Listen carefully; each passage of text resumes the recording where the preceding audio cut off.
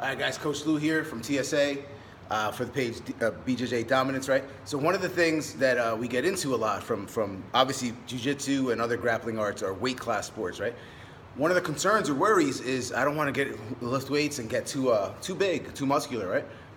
Or put on too much weight and be up a weight class.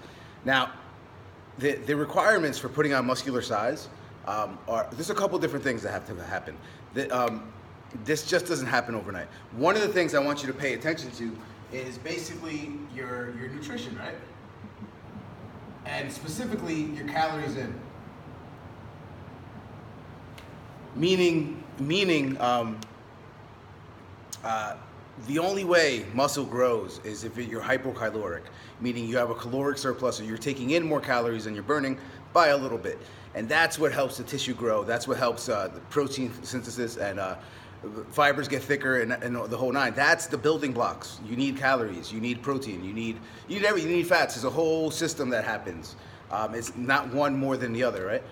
So one of the things, if you're worried about this, to get leaner, it's pretty simple. And I'll just use a reference point of 200 pounds.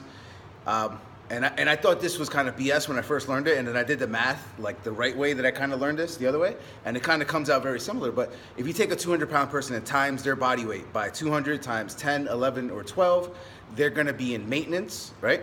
Or basically fat loss in a sense, or fat loss for them. If you take their body weight 200 pounds and times it by 12, 13, or 14, that's how they go in a surplus, hypocaloric. So these numbers matter. Some shape, way, or form, you're gonna have to track how many calories you take in, and it's tedious. It's some people at first will be like, oh my God, this is too much, blah blah blah. But you know what? Do you want to dominate or not?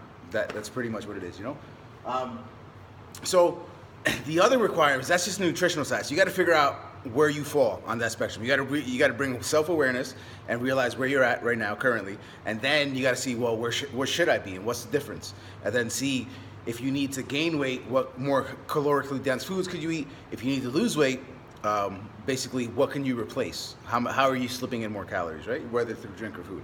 And the other side of the coin is, this is twofold, is your lifting. Remember, we went over the video the other day. We're not lifting for pretty boy muscles. We're not lifting for bodybuilding purposes. We're lifting for durability, explosiveness, and some strength, right? And you don't have to put on size to make the current muscle mass you have more efficient, right? That's just the truth. It's just the way it is. So you have to lift. You don't want to go sets into 12, 15. You don't even want to go into muscular failure, right? You want to train that 4 to 8 rep zone. You want to leave some reps in the tank per set. Remember, the video I discussed earlier, this is supplemental. Your skill side is dominating over the supplemental part. So it's a 75-25% split, right?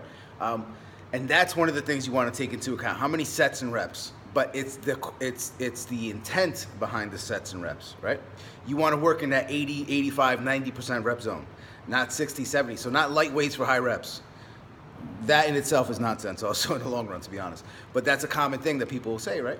If you want to get cut, you got to do lightweight high reps. If you want to get strong, you got to do low rate, whatever. They're on the right track, but they don't even understand why they're saying that, right? So what I recommend is you guys hit that 4 to 6, 4 to 7, 4 to 8 rep zone. You're fine, right? Now the actual weight that you do, you should have what's called reps in reserve, RIR, meaning a heavier set of 6 for you. You should really been able to grind out 8, but you stop at 6, right? There's a reason behind that. There's a reason behind that madness, right? So that's one of the things. And then what you want to fill it with, that's actually topic for our next video, which is like, what are the exercises that are going to be the best bang per buck for you? If you guys have any questions, just comment down below. But this is Coach Lou from TSA, BJJ Dominance. Till later.